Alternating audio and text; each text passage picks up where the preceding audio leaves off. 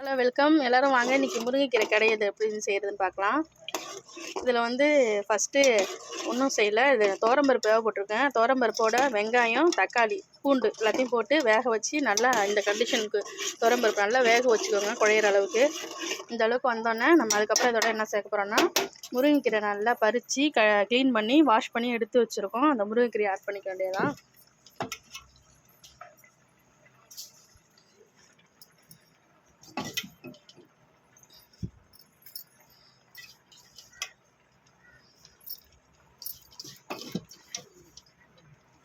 இந்த முருங்கைக்கீரை எல்லாத்தையும் நம்ம அதில் சேர்த்துப்போம்.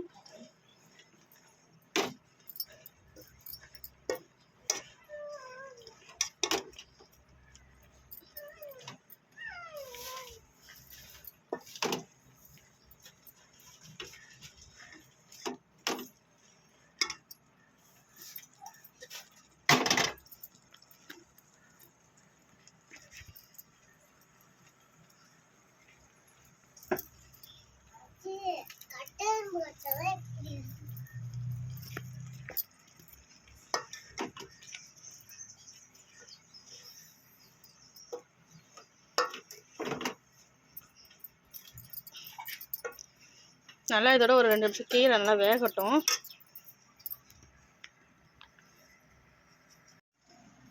இப்போ தாளிப்புக்கு தேவையானதை சேர்த்துக்கலாம். நம்ம எண்ணெய் சேர்த்துக்கலாம். அதில்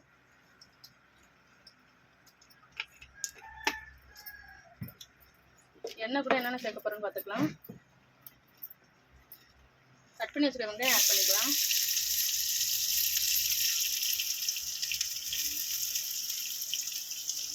வெங்காயத்தோட பட்டை மிளகாய் சேர்த்துக்கலாம்.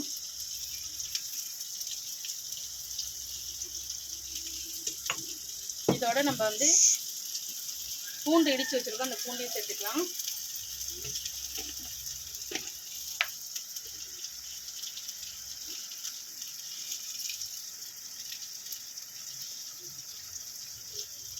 இதோட பெருஞ்சீரகம் சேர்த்துக்கலாம்.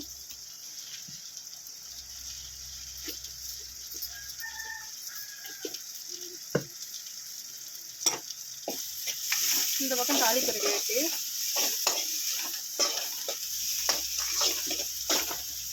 நல்லா வதங்கட்டும்.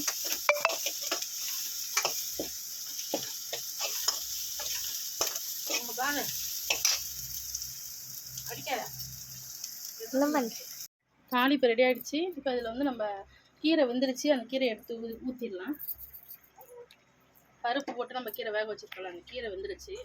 அந்த கீரை எடுத்து வச்சு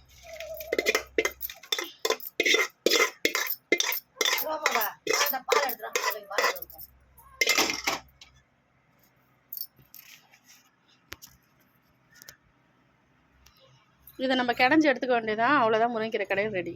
அதுதான் ஃபைனலாக வந்து முருங்கைக்கீரை கடையில் செஞ்சாச்சு. இதுக்கப்புறம் இதில் வந்து எல்லாம் பிளட்டு ரத்த சோகை உள்ளவங்க அனைத்து பேருமே வந்து இந்த முருங்கைக்கீரையை சாப்பிட்லாம். மோஸ்ட்லி அதிகமாக வந்து கன்சீவ் உள்ளவங்களுக்கு வந்து ரத்தம் குறைஞ்சிட்டே இருக்கும். அதனால் நீங்கள் எல்லாருமே இந்த கன்சீவ் உள்ளவங்க எல்லாமே ரத்தம் குறையுது அப்படின்னுட்டுனா இந்த முருங்கைக்கீரையை அடிக்கடி நீங்கள் சமைச்சு சாப்பிட்லாம். முருங்கைக்கீரையை வந்து சாப்பிட்றதுனால உங்களுக்கு ஹீமோக்ளோபின் லெவல் வந்து இன்க்ரீஸ் ஆகும். இதில் விட்டமின் ஏ இருக்குது, விட்டமின் டி இருக்குது. இதில் அனைத்து சத்துக்களுமே நம்ம வந்து முருங்கைக்கீரையில் இருக்குது. அதனால் இது ஹெல்த்தியான உணவு கூட இருக்கும். ஆனால் பார்த்து சமைச்சு சாப்பிடுங்க. நன்றி. இந்த வீடியோ பிடிச்சிருந்தா என்னோடய சேனலை சப்ஸ்கிரைப் பண்ணுங்கள்.